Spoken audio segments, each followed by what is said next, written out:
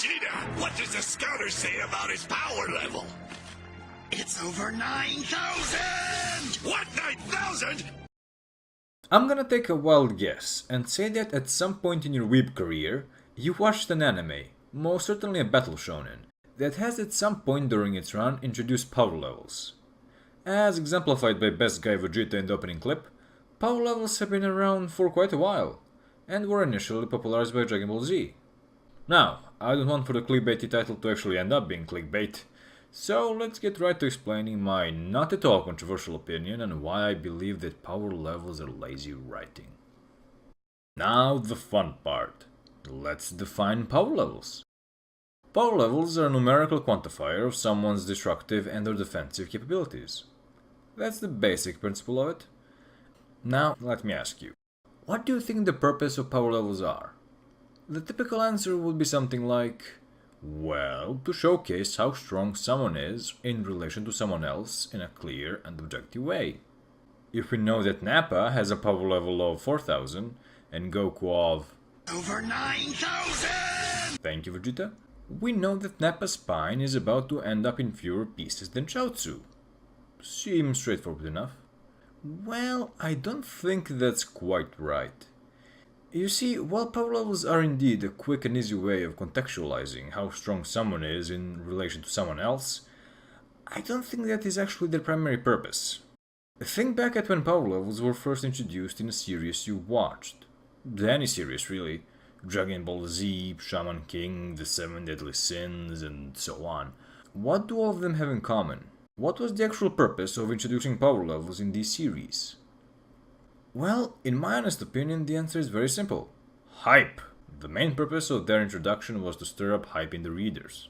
Just think back at when power levels were first introduced in all of these series and you'll see a common factor shared by all of them. It was always in order to show how much the protagonists were actually horribly weak when compared to the current big bad. Be that big bad B, trying saying that 5 times, Vegeta, who was 15 times stronger than the guy whom both Piccolo and Goku barely managed to defeat, through Goku getting screwed by Piccolo.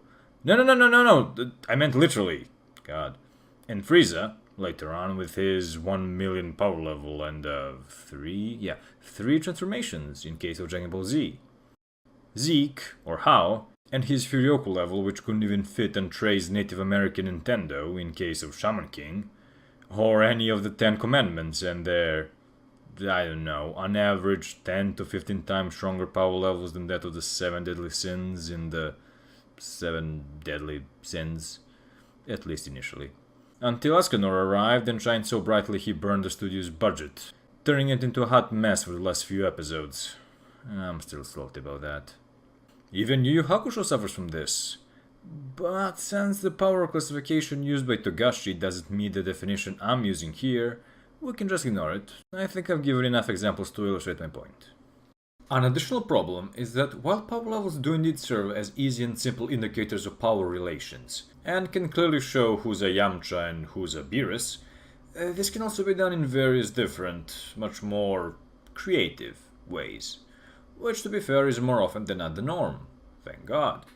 The character's personality and attitude towards those we already know, their reputation, their on-screen feats, the amount of time other characters yell out "Nani? Nani? Nani? Nani?" or Ba-Bakana! Ba-Bakana! Ba-Bakana! If an author utilizes this, there's no real need for power levels at all.